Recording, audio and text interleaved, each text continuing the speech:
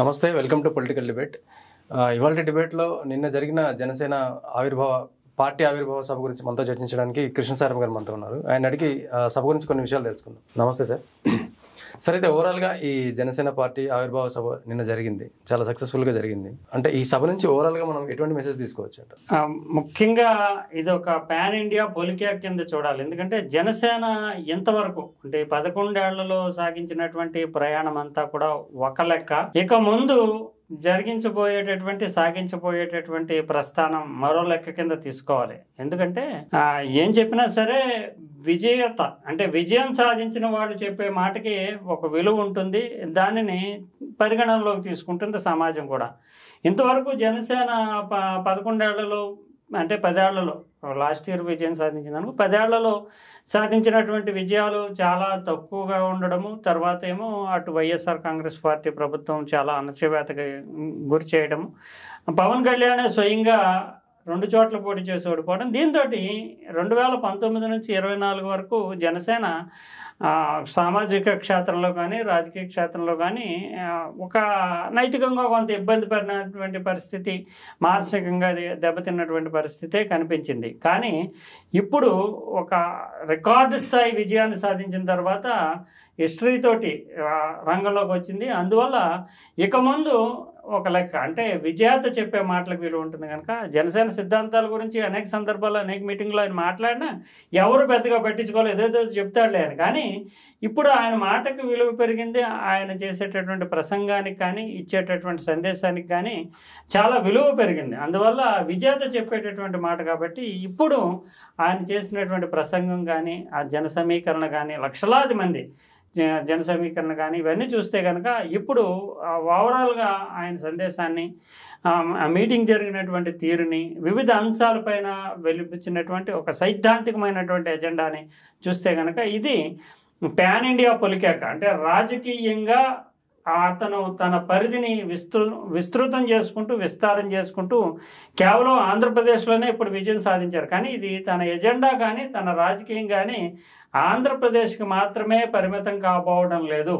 ఇది భారతదేశ జాతీయ స్థాయిలోనే తాను చాలా కీలకమైన పాత్ర పోషించబోతున్నాను అనేటటువంటి ఒక ఎజెండాని, తన సిద్ధాంతాన్ని అందుకు ముడిపెట్టుకుంటూ జాతీయ ఎజెండాతో కూడినటువంటి సిద్ధాంతంతో ఒక పాన్ ఇండియా పాలిటిక్స్ జరపబోతున్నాను అనేటటువంటి సందేశాన్ని అంతర్గతంగా అంటే ఆయన చెప్పిన మాటలను బట్టి చూస్తే కనుక అంతర్గతంగా భవిష్యత్తులో పవన్ కళ్యాణ్ జాతీయ రాజకీయాల్లో కీలక పాత్ర పోషించబోతున్నాడు, అందుకు తగినటువంటి ఎజెండాని సిద్ధాంతాన్ని ఇప్పటికే రెడీ చేసుకున్నాడు అనేది మనకు స్పష్టమవుతుంది. ఆయన మాటల్లోనే చూసినా కూడా సామాజిక రాజకీయ చారిత్రక అంశాలను స్టడీ చేయకుండానే నేను రాజకీయాల్లోకి వస్తానా, పార్టీ పెడతానా అంటే నాకు భారతదేశ రాజకీయ సామాజిక చారిత్రక సాంస్కృతిక అంశాలన్నిటి మీద కూడా అవగాహన ఉంది, ఆ అంశాల ప్రాతిపదిక మీద జాతీయ రాజకీయాలు నడపబోతున్నాను అంటూ ఆయన ఒక స్పష్టమైనటువంటి సంకేతాన్ని ఇచ్చినట్లుగానే చెప్పాలి. అంతే ఈ విషయాన్ని వేరే సందర్భంలో కానీ సాధారణమైనటువంటి పరిస్థితుల్లో కానీ చెప్పుంటే ఎవరో పట్టించుకోరు. కానీ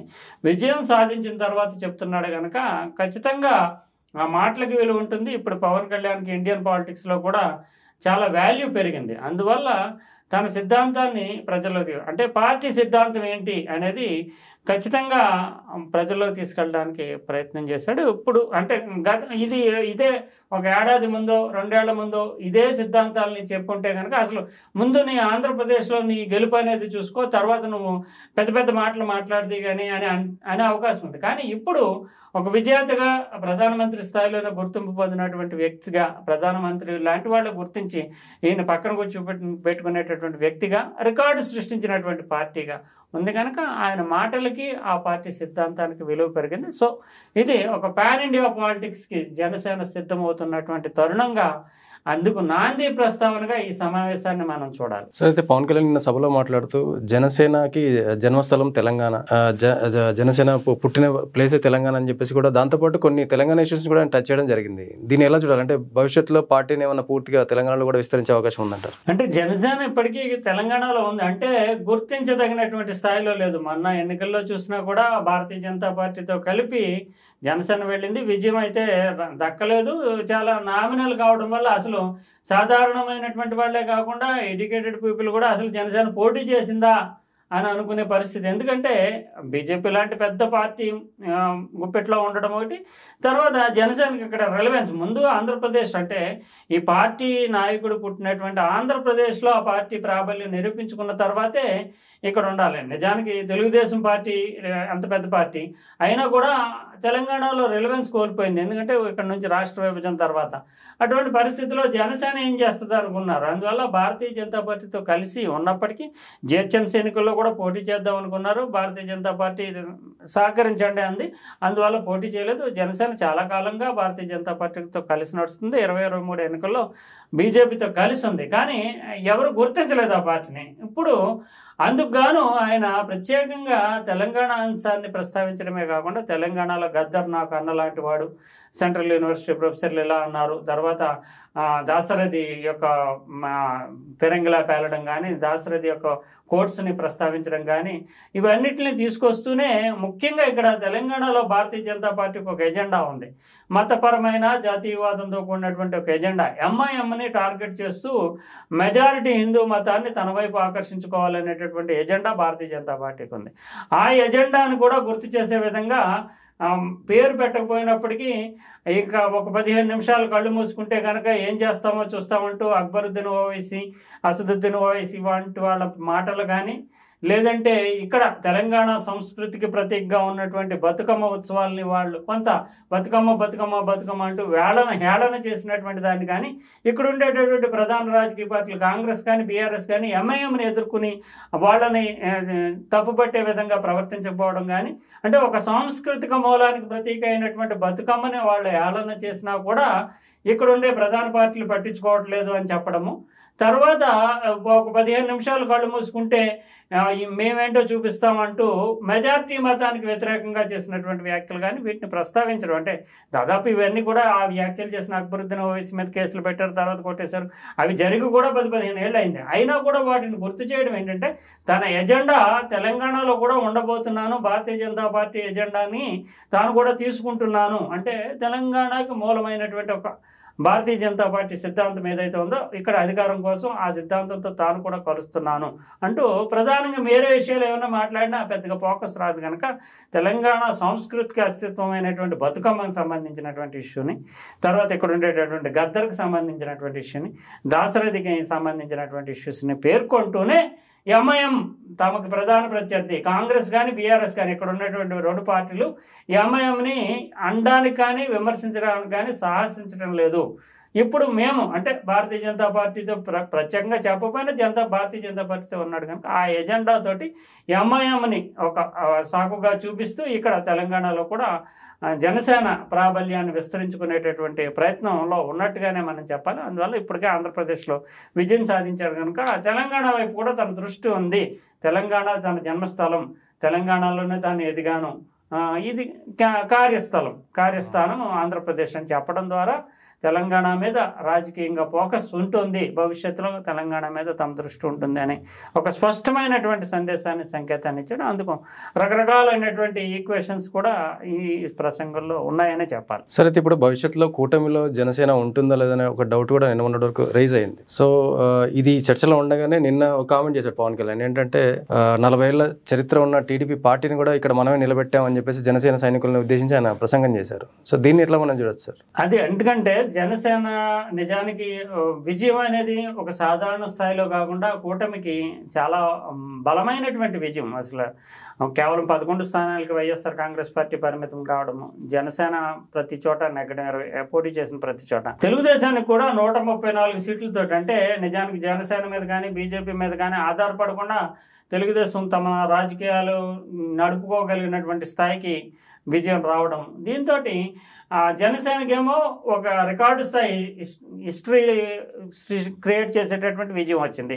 తెలుగుదేశంలోనేమో గత 5 ఏళ్ళు కానీ పదవుల కోసం కావచ్చు, ఇతరత్ర కావచ్చు, అనేక అంశాలతో వచ్చింది. ఈ రెండు పార్టీలకు సంబంధించినటువంటి క్షేత్రస్థాయి నాయకుల్లో పదవుల పోటీ ఉంది. తర్వాత తాము బలపడాలని ఏ పార్టీ అయినా కోరుకుంటుంది. తర్వాత వైఎస్ఆర్ కాంగ్రెస్ పార్టీకి చెందినటువంటి కొంతమంది జనసేనలోకి వస్తున్నారు. తెలుగుదేశంలోకి వస్తే తమకు ప్రాధాన్యం లభించదని. ఈ నేపథ్యంలో తెలుగుదేశానికి అంటే వైఎస్ఆర్ కాంగ్రెస్ పార్టీ చాలా బలహీనపడింది కనుక తెలుగుదేశం పార్టీకి ప్రత్యామ్నాయ రాజకీయ శక్తిగా జనసేన నిర్మాణం జరగడానికి అవకాశాలు ఉన్నాయి.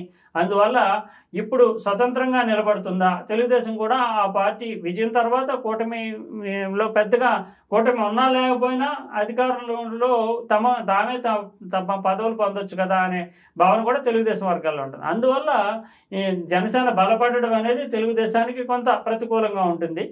అందువల్ల ఈ రెండు విడిపోయి జనసేన తన పార్టీని నిర్మాణం చేసుకుంటుందా అనే భావన వ్యక్తమైంది. తర్వాత ఈయన చేసిన వ్యాఖ్యలు నిజంగానే 40 ఏళ్లగా ఉన్నటువంటి తెలుగుదేశం పార్టీని నిలబెట్టాము, 11 ఏళ్లుగా మనం కష్టాలు పడుతున్న 10 ఏళ్లుగా మనం కష్టాలు పడుతున్న మనం నిలబడ్డాము అది వాస్తవం. ఎందుకంటే తెలుగుదేశం మొరల్గా చాలా వీక్ అయినటువంటి చంద్రబాబు నాయుడు అరెస్ట్ తర్వాత ఒక దిక్కుతోచినటువంటి పరిస్థితిలో ఉన్న తెలుగుదేశానికి నేనున్నాను అనేటటువంటి అండతోటి బహిరంగంగా ప్రకటన చేస్తూ కూటమి ప్రకటనే మొట్టమొదటిగా చేసిన వ్యక్తి పవన్ కళ్యాణ్. అంతకు ముందు నుంచి సంవత్సరం ముందు నుంచి ఫెయిలర్స్ వదులుతున్నాడు. ఏంటంటే ఓట్లు చీలకుండా వైఎస్ఆర్ కాంగ్రెస్ పార్టీకి వ్యతిరేకంగా ఓట్లు చీలకుండా చూస్తానని చెప్తున్నారు. కానీ కూటమి నిర్ణయాన్ని మాత్రం పవన్ కళ్యాణ్ ప్రకటించాడు, చంద్రబాబు నాయుడు ప్రకటించలేదు. అందువల్ల తెలుగుదేశాన్ని నిలబెట్టాం, మనం నిలబడ్డాం అన్నాడు.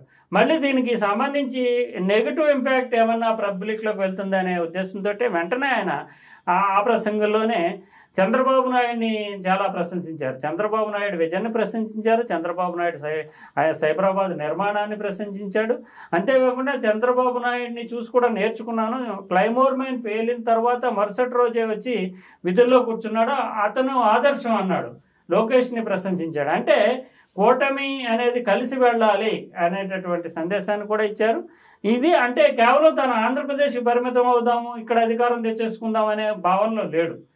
అందువల్లనే కూటమి కొనసాగాలి అంటూనే తెలంగాణలోని తన అస్తిత్వం ఉంటుందని చెప్తున్నాడు. నేషనల్ పాలిటిక్స్ని కూడా ప్రస్తావించాడు ఐడియాలజికల్గా. అందువల్ల కేవలం పవన్ కళ్యాణ్ ఆంధ్రప్రదేశ్లో అధికారం కోసం కంగారు పడుతున్నాడని కానీ ఆంధ్రప్రదేశ్లో స్వతంత్రంగా అధికారంలో రావాలనేటటువంటి ప్రయత్నాలు చేస్తున్నాడని కానీ అనుకోలేము. అందువల్ల కూటమి కొనసాగుతుంది అనేటటువంటి సంకేతాన్ని డైరెక్ట్గా ఇండైరెక్ట్గా కూడా ఆయన ప్రసంగంలో ఇచ్చారు. అందువల్ల తెలుగుదేశంతో ఉండేటటువంటి కూటమికి మాత్రం ఇప్పట్లో ఏ రకమైనటువంటి ఆటంకాలు ఉండవనే పవన్ ప్రసంగాన్ని బట్టి మనం అర్థం చేసుకోవచ్చు. సరే, నిన్న పవన్ కళ్యాణ్ మాట్లాడుతూ హిందీ భాష మీద కూడా ఆయన కొన్ని కామెంట్లు చేశారు. హిందీ భాషను వద్దని కొన్ని రాష్ట్రాలు అంటున్నాయి, మరి సినిమాలను మీరు హిందీలోకి డబ్ చేయకండి అని చెప్పేసి. అంటే ఈ రకంగా చూస్తే ఇతర రాష్ట్రాల మీద కూడా ఆయన ఏమైనా పట్టు సాధించే అవకాశం ఉందా, లేకపోతే వివాదాలకు ఏమైనా దారితీసే అవకాశం ఉందా సార్? అతను పవన్ కళ్యాణ్ మొదటి నుంచి ఈ ప్రసంగాన్ని మనం అర్థం చేసుకుంటే కనుక నేషనల్ పాలిటిక్స్, జాతీయ స్థాయిలో రాజకీయాల్లో కీలకం కావాలనుకునేది ఆయన స్పష్టమైనటువంటి సందేశం. అందులోని దక్షిణ భారతదేశంలో ఒక సెన్సిటివిటీ ఏర్పడింది. నార్త్ వర్సెస్ సౌత్ అనేటటువంటి భావన తీసుకురావడానికి తమిళనాడు చాలా తీవ్రంగా ప్రయత్నం చేస్తుంది. ఎందుకంటే భాష ముందుగా హిందీ భాషను రుద్దుతారు అనేటటువంటి ఒక భావాన్ని ముందు పెట్టారు. తర్వాత చూస్తే కనుక డీలిమిటేషన్, రాష్ట్రాల్లో ఇప్పుడు లోక్సభ సీట్ల పునర్విభజన జరిగినప్పుడు జనాభా లెక్కల ఆధారంగా దక్షిణ భారతదేశంలో సీట్లు తగ్గిపోతే ఉత్తర భారతదేశంలో సీట్లు పెరిగిపోతాయి. ఈ రకమైనటువంటి ఫీలింగ్ తీసుకురావడం ద్వారా ఏ రాష్ట్రానికి ఆ రాష్ట్రానికి 2026లో ఎన్నికలు ఉన్నాయి తమిళనాడులో. సో డిఎంకే అధికారంలో ఉంది, భారతీయ జనతా పార్టీ కొంత బలపడి ఉంది, ఏడీఎంకే బలహీనంగా ఉంది. ఈ నేపథ్యంలో ఒక ఎజెండాతో వెళ్ళాలనే ఉద్దేశంతో అక్కడ ఉండేటటువంటి డిఎంకే హిందీ భాషను రుద్దుతున్నారు అంటూ ఆ రూపాయి గుర్తు ముద్రను మార్చుకోవడం కావచ్చు, హిందీ సెకండ్ భాష అంటే 3 త్రిభాష విధానం కుదరదని చెప్పడం కావచ్చు, కేంద్రం తమకు అన్యాయం చేస్తుందని కావచ్చు, డీలిమిటేషన్ కావచ్చు. ఇలా అనేక అంశాలను లేవనెత్తుతూ ఉత్తర భారతదేశం వేరు, దక్షిణ భారతదేశం వేరు అనేటటువంటి భావాన్ని రేకెత్తించడం ద్వారా రాజకీయంగా మైలేజ్ పొందాలని ప్రయత్నం చేస్తుంది. కాంగ్రెస్ కూడా ఇక్కడ ఇప్పుడు తెలంగాణలో అధికారంలో ఉన్నటువంటి కాంగ్రెస్, కర్ణాటకలో అధికారంలో ఉన్నటువంటి కాంగ్రెస్ను కూడా కలుపుకుని పోవడానికి డిఎంకే ప్రయత్నం చేస్తుంది. వైఎస్ఆర్ కాంగ్రెస్ పార్టీ కూడా ఒక విజ్ఞాపన ఇచ్చి మీటింగ్లో పెట్టుకుందామని ఉన్నారు. ఇటు బీఆర్ఎస్ను కూడా ఆకర్షించింది. ఇలా అయితే డిఎంకే ఎజెండాని ఎవరు కూడా తీవ్రంగా వ్యతిరేకించట్లేదు. హిందీ భాష విషయంలో తెలంగాణలో కూడా సన్నాయినకులు. అయితే అటు తెలుగుదేశం పార్టీ మాత్రం హిందీ భాష ఉండాలి, ఇంకా ఎన్ని భాషలన్నా నేర్చుకోవచ్చు అంటూ తన స్పందనని వ్యక్తం చేసింది. కాంగ్రెస్ పార్టీ మాత్రము ఇటు ఇక్కడ ఉన్నటువంటి రేవంత్ రెడ్డి కానీ, కర్ణాటకలో ఉన్నటువంటి సిద్ధు, డికే శివకుమార్లు కానీ డిఎంకే ఎజెండాని వ్యతిరేకించట్లేదు, డిఎంకేలో భాగస్వామిగా కూడా ఉన్నారు. అందువల్ల ఈ దక్షిణ ఉత్తర భారతదేశం అనేటటువంటి విభజన ద్వారా ఒక సెన్సిటివ్ సున్నితమైనటువంటి సమస్య, రాజకీయ సమస్యగా మారుస్తున్నారు. అందువల్ల సౌత్ ఇండియాలో చూస్తే కనుక పవన్ కళ్యాణ్ మాత్రమే నేషనల్ ఎజెండాకు అనుకూలంగా బలమైనటువంటి వాదన వినిపించారు. ఇప్పుడు హిందీ భాషని నేర్చుకోవడం ఎలా తప్పు అవుతుంది? హిందీలో మీకేమో తమిళ సినిమాలను హిందీలో డబ్ చేసుకుని డబ్బులు కావాలి, తర్వాత ఏమో భారతదేశం అనేటటువంటిది ఒక సమగ్ర స్వరూపము, భారతీయ ఆత్మ అంటే మన సాంస్కృతికమైనటువంటి దేవుళ్ళు మొదలు అన్నీ కూడా ఆయన ప్రస్తావించినటువంటి హిమాలయాల్లో ఉండే శివుడి నుంచి ఇక్కడ దక్షిణ భారతదేశంలో ముఖ్యంగా తమిళనాడులో మురుగన్ అంటే కుమారస్వామి, ఇంతవరకు కూడా జాతీయవాదానికి అనుకూలమైనటువంటి సాంస్కృతికమైనటువంటి మతపరమైనటువంటి ఐకమత్యం కావచ్చు, ఏకత్వం కావచ్చు, భిన్నత్వంలో ఏకత్వం కావచ్చు, ఇవన్నీ కూడా ఒకటే. మనం నల్లగా ఉన్నాం కనుక మీరు తెల్లగా ఉన్నారు కనుక వేరు అని అనలేము. ఒకే దేశంలో ఒకే ప్రాంతంలో కూడా భిన్నమైనటువంటి, ఒకే కుటుంబంలో కూడా ఒకళ్ళు తెల్లగా ఉంటారు, ఇంకొకళ్ళు నల్లగా ఉంటారు, అంత మాత్రాన కుటుంబం వేరంటామా? అలా ఆ కుటుంబంతో పోలుస్తూ భారతదేశము జాతి అనేది ఒకటే.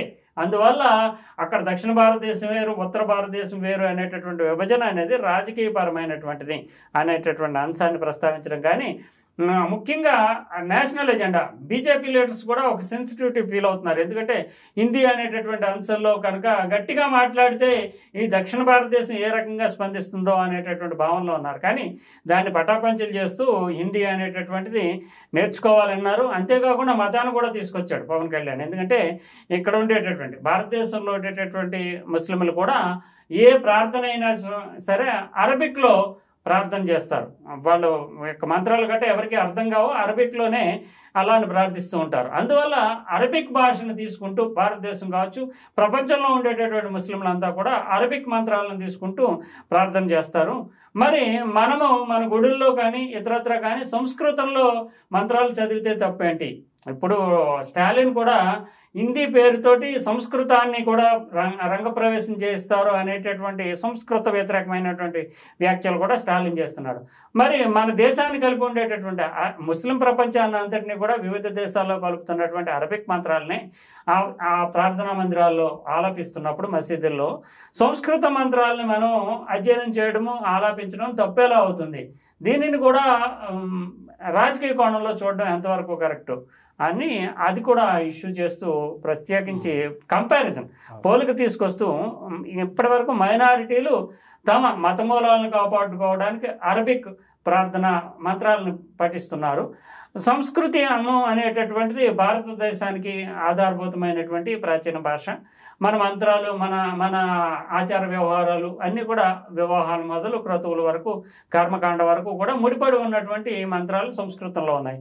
వాటిని మనం అధ్యయనం చేయడం కానీ ముందుకు తీసుకెళ్ళడం కానీ తప్పెలా అవుతుంది? దీనిని కూడా రాజకీయం చేస్తారా అంటే నేషనల్ ఎజెండాని బలంగా, అంటే నిజానికి భారతీయ జనతా పార్టీ నాయకులు కూడా వినిపించలేనంత బలంగా, అంటే సైద్ధాంతికంగా తన బలాన్ని చాటి చెప్తూ నిజానికి ఒక మాట కూడా అన్నారు పవన్ కళ్యాణ్. ఏంటంటే రాజకీయాల్లో ఉండాలంటే అధికార పిచ్చి అన్నా ఉండాలి, అధికార దాహం అన్నా ఉండాలి, పదవుల మీద పిచ్చి అన్నా ఉండాలి, లేదంటే సైద్ధాంతిక బలమైనా ఉండాలి. నేను సైద్ధాంతిక బలంతో నిలబడుతున్నాను అని చెప్పాడు. అంటే ఖచ్చితంగా ఇది జాతీయవాదంతో కూడినటువంటి సైద్ధాంతిక బలం.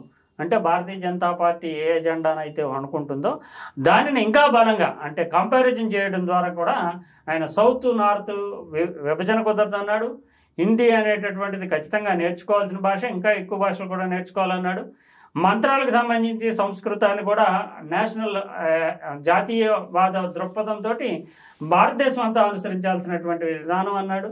మతపరమైనటువంటి ఎజెండాలో కూడా భారతీయులు, అంటే హిందూ మెజారిటీ పీపుల్ ఎవరైతే ఉన్నారో వాళ్ళు తమ సంస్కృతి ఆచారాలను పాటించాలన్నాడు.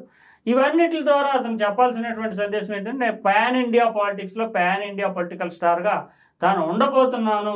దానికి జాతీయ పార్టీ అయిన భారతీయ జనతా పార్టీ ఎజెండా కాకుండా తన ఎజెండా కూడా అందుకు సిద్ధంగానే ఉంటుంది అనేటటువంటి ఒక స్పష్టమైనటువంటి సందేశాన్ని, సంకేతాన్ని ఇచ్చేటటువంటి ప్రసంగంగానే పవన్ కళ్యాణ్ చాలా దూరదృష్టితోటి, చాలా స్పెసిఫిక్ ఎజెండాతోటే ఈ మీటింగ్ని కండక్ట్ చేశాడనే మనం చెప్పాలి. అందువల్లనే కేవలం అక్కడ ఉండేటటువంటి చిన్న చితక వ్యవహారాలు కాకుండా ఇంకొకటి కూడా, ఇక్కడ మనం ఈ మీటింగ్ జరిగినటువంటి తీరును చూస్తే కూడా చాలా పెద్ద ఎత్తున మీటింగ్, లక్షల మంది హాజరవడమే కాకుండా ఆ మీటింగ్లో కర్ణాటక నుంచి వచ్చిన వాళ్ళు ఉన్నారు, తమిళనాడు నుంచి వచ్చినటువంటి వాళ్ళు ఉన్నారు, తెలంగాణ వాళ్ళు ఎలాగో ఉంటారు కనుక మరాఠా నుంచి వచ్చినటువంటి వాళ్ళు ఉన్నారు, కేరళ నుంచి వచ్చినటువంటి వాళ్ళు ఉన్నారు, హిందీ ప్రాంతాల నుంచి వచ్చినటువంటి వాళ్ళు ఉన్నారు. వీళ్ళంతా కూడా జనసేన అని చెప్పిందా లేదంటే ముందస్తుగా తెలియదు కానీ తమ తమ భాషల్లో జనసేన జెండాలను పెట్టుకున్నారు. అంటే తమ తమ భాషల్లో జనసేన జయకేతనం నినాదాన్ని రాసుకుని వచ్చారు. అంటే తాను ముందుగానే ప్రిపేర్ అయ్యి ఉండారా లేదా మనం చెప్పలేం కానీ ఈ జనసేన అనేటటువంటిది నేషనల్ ఎజెండా అనేది రిఫ్లెక్ట్ చేస్తుంది. సౌత్ ఇండియాలో కూడా అంటే కేరళ, కర్ణాటక, తమిళనాడు ఆ భాషల్లో కూడా జనసేన జయకేతనం నినాదాలు రాసుకుని ఆ ప్లకార్డులు ప్రదర్శించడం, ఇవన్నీ ఓవరాల్గా ఇది నేను పాన్ ఇండియా, నేను జాతీయవాద నాయకుడిని అనేటటువంటి ఒక స్పష్టమైనటువంటి సంకేతాన్ని ఇవ్వడానికి పవన్ కళ్యాణ్ మనసా వాచా కర్మణ ప్రయత్నించాడనే చెప్పాలి. ఇంకొక ఇష్యూ కూడా, ఎందుకంటే చాలా విమర్శలకు కూడా సమాధానం చెప్పాడు. తన లెఫ్టిస్ట్ అంటే వచ్చినటువంటి వార్తలు, హిందీ వార్తలు కావచ్చు, తెలుగులో కావచ్చు, సాక్షి లాంటి మీడియా కావచ్చు, ఇతను ఏంటి అనేటటువంటిది లెఫ్టిస్ట్ ఫస్ట్, తర్వాత సెంట్రల్లో ఉన్నాడు, తర్వాత రైట్కి వచ్చాడు అనేటటువంటి వాదన ఉంది. దాన్ని ఇతను అక్కడ స్పష్టంగా విమర్శల్లోనే సమాధానం చెప్పాడు. ఏంటంటే తాను ఒక డాక్టర్గా ప్రాక్టీస్ చేసినటువంటి చే గువేరా ఒక విప్లవకారుడిగా ఎలా మారాడు, అతని సిద్ధాంతం పట్ల ఆకర్షితున్నాయి. విభిన్నమైనటువంటి సిద్ధాంతాలని అన్నింటినీ కూడా, విభిన్నమైనటువంటి ప్రభావాలని అధ్యయనం చేసిన తర్వాత తనదైనటువంటి సిద్ధాంతం ఏది మంచి దేశానికి అనే సిద్ధాంతాన్ని రూపొందించుకున్నాను. నాకు అన్నీ తెలుసు. అంటే లెఫ్టిస్ట్ గద్దర్ తోటి పరిచయం ఉంది, అన్నగా చూస్తాను. అదే సమయంలో ఇక్కడ నిజాంకి వ్యతిరేకంగా పోరాడినటువంటి దాసరి ఐడియాలజీని తీసుకుంటున్నా, దాసరి ఐడియాలజీని నాకు తెలుసు. అట్ ది సేమ్ టైం బహుజన సామాజిక వర్గాలు, సామ్యవాద సిద్ధాంతాలు ఉండేటటువంటి ప్రొఫెసర్ శ్రీపతి రాముడు, ఆయన తనకి గురువు లాంటి వాళ్ళు, ఆయన సిద్ధాంతాలని అధ్యయనం చేశాను. అంతేకాకుండా ఈ భారతీయ సాంస్కృతికమైనటువంటి మూలాలతో కూడినటువంటి సిద్ధాంతాలని అధ్యయనం చేశాను. వీటన్నిటి ప్రభావాల్ని స్టడీ చేసిన తర్వాతే నాదైనటువంటి సిద్ధాంతం రూపొందించుకున్నాను. ఇది భారతదేశానికి ఉపయోగపడేటటువంటి సిద్ధాంతం. మన మూలాలు, సాంస్కృతిక వారసత్వము, మన సిద్ధాంతాలు, మన ఆచార సంప్రదాయాలు, వీటన్నిటితోటి మిళితం చేసుకున్నటువంటి తనదైనటువంటి సిద్ధాంతాన్ని రూపొందించుకున్నాను. జనసేన సిద్ధాంతం అది అంటూ ఒక స్పష్టమైనటువంటి ఎజెండాతోటే ఈ మీటింగ్ని పెట్టారు. అందువల్ల ఏదో సాధారణంగా జనసేన వార్షిక సమావేశంగా దీన్ని చూడలేము. ఈ సిద్ధాంతం జనసేన సిద్ధాంతం, జాతీయవాదం. ఆంధ్రప్రదేశ్, తెలంగాణ నుంచి కనీసం ఒక 100 మందిని జాతీయవాదంతో కూడిన, జాతిని ప్రభావితం చేసేటటువంటి నాయకుల్ని అందించాలనేది తన లక్ష్యం అని కూడా ఒక నిర్దిష్టమైనటువంటి లక్ష్యాన్ని ప్రకటించాడు. సినిమాల గురించి మాట్లాడొద్దని చెప్పాడు. జనసేన అనేది ఇప్పటివరకు జనసేన బేస్ ఏంటి? Fan base. అంటే అభిమానుల మీద ఆధారపడి నడిచినటువంటి పార్టీ అంతవరకు.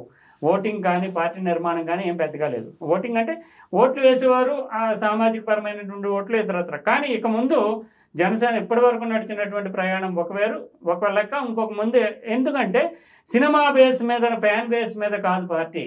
ఇప్పుడు పార్టీ రాజకీయాల ఆధారంగా, మన సిద్ధాంతం ఆధారంగా నడవనున్నటువంటి పార్టీ, జాతీయవాద సిద్ధాంతంతో వెళ్ళబోతున్నటువంటి పార్టీ అని స్పష్టమైనటువంటి సందేశం ఇచ్చేందుకు ఈ వేదికను వాడుకున్నారు. మామూలు సాధారణమైనటువంటి సమావేశం అయితే కనుక ఆయన చెప్పే 4 పంచ్ డైలాగులు, వచ్చిన అభిమానులు విజిల్స్, వీటితోటే ఎసరి పెడతారు. అందువల్ల సినిమాల గురించి మాట్లాడొద్దు, నేను సినిమా గురించి కలగలేదు, ఇది మన పార్టీ, ఇంకా పార్టీ సిద్ధాంతం ఏంటి అనేది ప్రజల్లో పంపడానికి ఒక సీరియస్ ప్రయత్నం చేశాడు.